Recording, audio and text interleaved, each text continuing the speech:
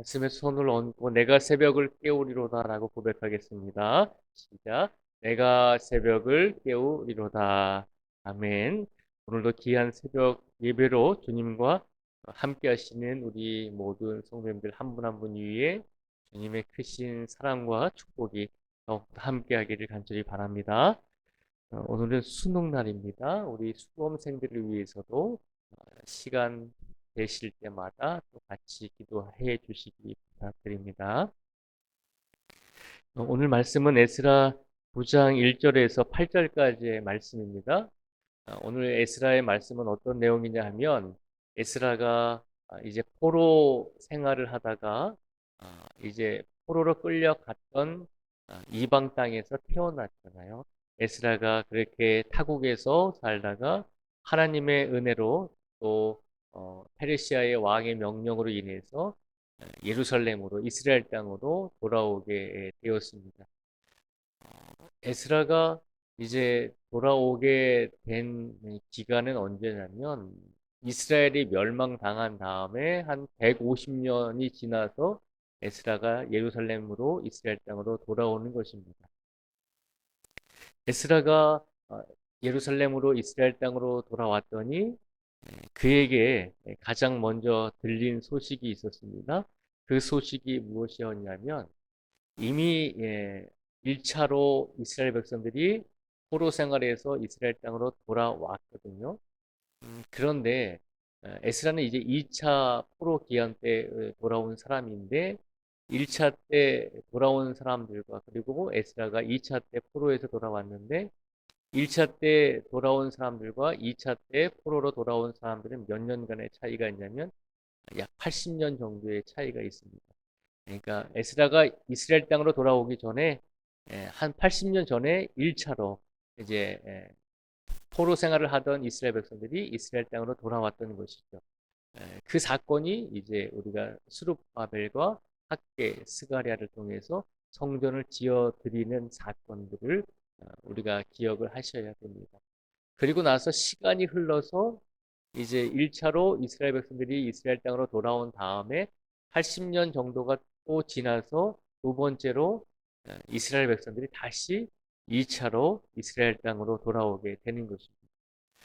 그때 에스라가 이스라엘 백성들을 이끌고 두 번째로 이스라엘 땅에 돌아왔더니 많은 사람들이 에스라 앞에 와서 뭐라고 이야기하냐면 이미 1차 때 80년 전에 이스라엘 땅으로 돌아온 어, 포로 생활을 하다가 돌아온 이스라엘 백성들이 성전을 짓고 잘 살아가면 좋을 텐데 이 80년 사이에 두 번째로 이스라엘 백성들이 이스라엘 땅으로 돌아오기 전에 이 80년 사이에 어떻게 신앙생활을 했냐면 포로 생활에서 돌아왔음에도 불구하고 그들이 시간이 지날수록 다시 하나님을 믿지 않고 다시 하나님을 떠나는 삶을 살았다는 소식을 듣게 됩니다.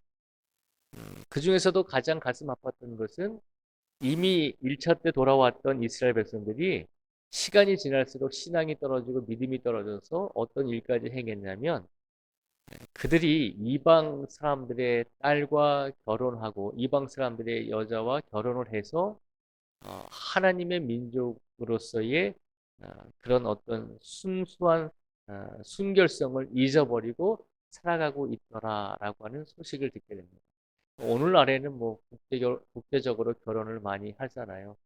그게 뭐 크게 나쁜 건 아니죠. 그런데 이 구약 시대에 이스라엘 백성들이 이방 사람들과 결혼을 해서 살아가는 것은 하나님께서 금지하신 일이었고 이스라엘 민족의 입장에서 봤을 때는 이방 사람들과 결혼해서 사는 것은 그것은 우상을 섬기는 것과 마찬가지였거든요.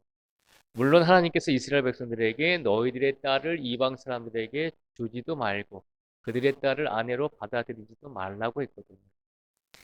이스라엘 사람들이 이방 사람들의 딸을 여자를 아내로 맞이하게 되면 가장 큰 문제가 무엇이었냐면 아, 결혼하는 것까지 뭐라고 할 수는 없겠지만 결혼을 함으로써 이방 사람들과 결혼을 함으로써 이스라엘 사람들이 가지고 있었던 순수한 하나님에 대한 신앙이 무너진다는 것이죠.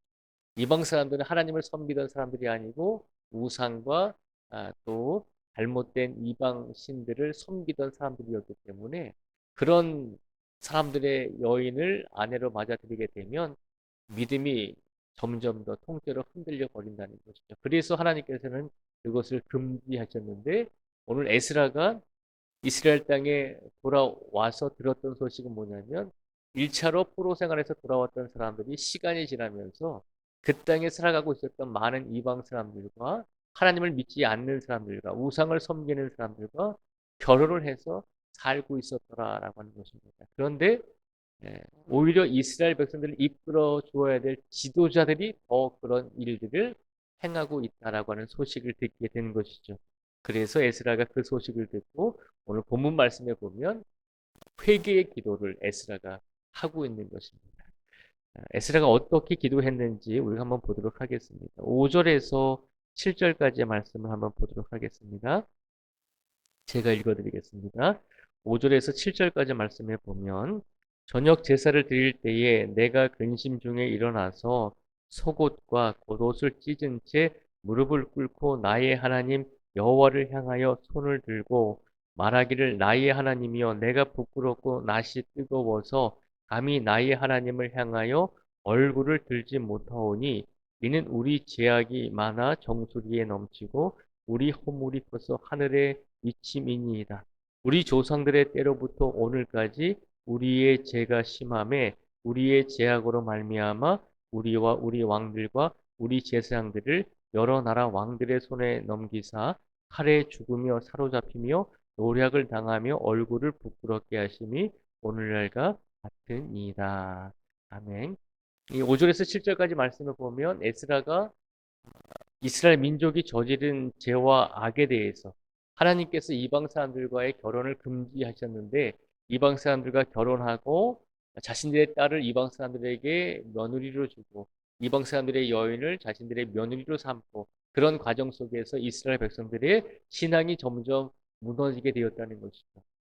에스라가 오늘 기도하면서 하나님께 뭐라고 이야기하냐면 우리 이스라엘 백성들이 멸망당해서 이방 땅에 포로로 끌려갔던 이유가 바로 그것이었지 않습니까? 라고 고백하고 있는 것입니다. 우리 조상들이 하나님을 잘 섬기지 못하고 이방 사람들과 교류하고 이방 사람들과 결혼하고 그렇게 살다가 하나님을 저버려서 우리가 징계를 받고 포로 생활로 끌려갔는데 하나님의 은혜를 입어서 다시 돌아온 이스라엘 백성들이 그 과거의 죄를 기억하지 못하고 또다시 이방 여인들과 결혼하고 오히려 지도자들이 더 그런 일들을 쉽게 행하고 있었다는 것이죠. 그러니까 에스라가 볼 때 얼마나 가슴 아픈 일이겠습니까? 우리 백성들이, 우리 조상들이 그렇게 이방 사람들과 결혼해서 살다가 죄를 지어서 하나님께 징계를 받았는데 하나님의 은혜를 입어서 포로 생활하다가 돌아온 이스라엘 백성들이 다시 또 그런 죄를 범하고 있었다는 것입니다. 그래서 에스라가 기도하고 있는 것입니다. 하나님, 우리 조상들의 죄를, 우리 민족의 죄를 용서해 주십시오라고 옷을 찢으면서 간절하게 하나님 앞에서 회개의 기도를 하고 있는 것입니다. 오늘 이 시간 에스라의 모습을 보면서 에스라는 자신의 죄를 위해서 회개 기도하지 않잖아요. 에스라가 오늘 기도하는 이유는 뭐냐면 자신이 속해 있는 이스라엘 민족의 신앙의 공동체의 죄에 대해서 기도하고 있는 것입니다. 오늘 이 말씀을 우리에게 주신 것은 우리가 하나님께 기도할 때 우리가 가장 많이 하는 기도가 우리 자신과 우리 개인과 우리 가정을 위해서 기도하잖아요. 그런데 우리가 기도할 때 우리 신앙의 공동체, 우리가 함께 살아가는 우리 민족, 우리 나라와 국가를 위해서도 함께 기도하라는 것입니다.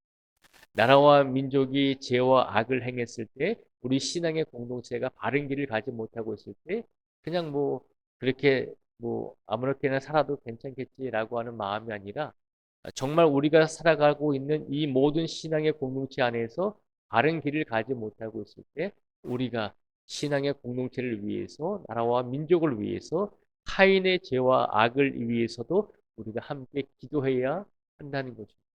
내가 죄 짓지 않았지만 내가 하나님 앞에서 이방 여인과 결혼한 것은 아니지만 내 민족이 나와 함께 신앙생활을 하는 우리 신앙의 공동체가 하나님 앞에서 죄와 악을 저질렀을 때, 우리 민족이, 우리 국가가 하나님 앞에서 잘못을 저질렀을 때 그것을 책임을 느끼고 그것에 대해서 간절하게 에스라가 기도하고 있는 것입니다.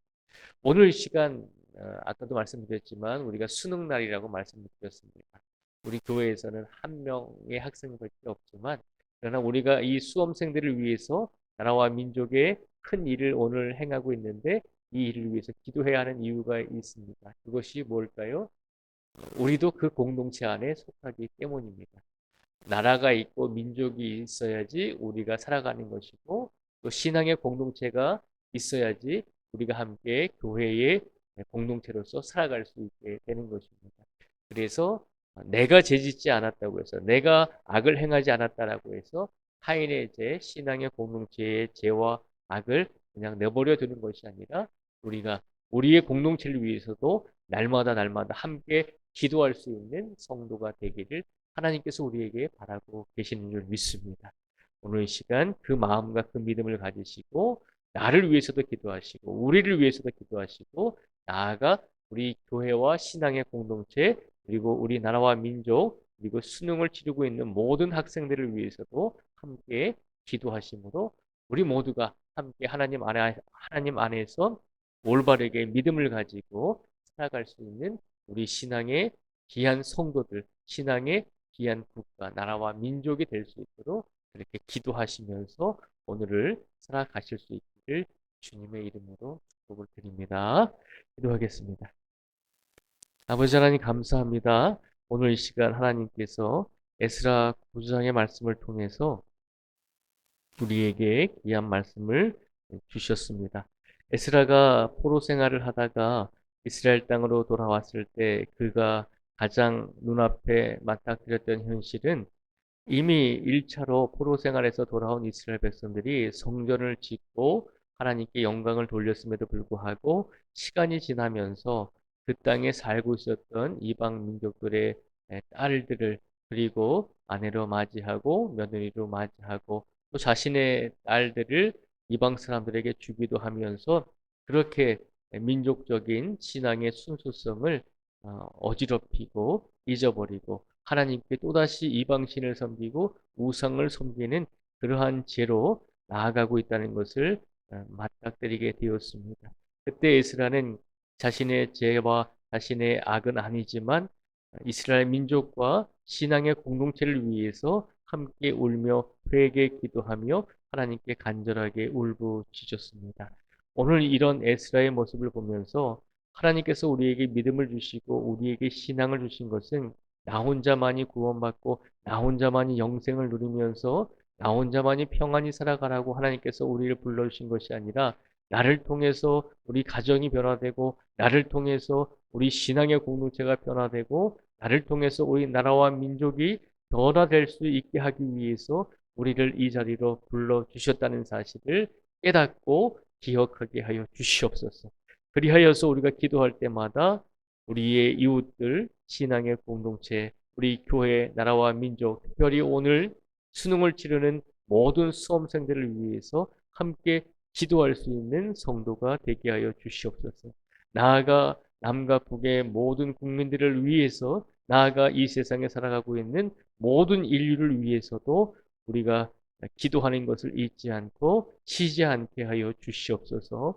오늘도 전쟁으로 인해서 많은 사람들이 어려움을 겪고 있습니다.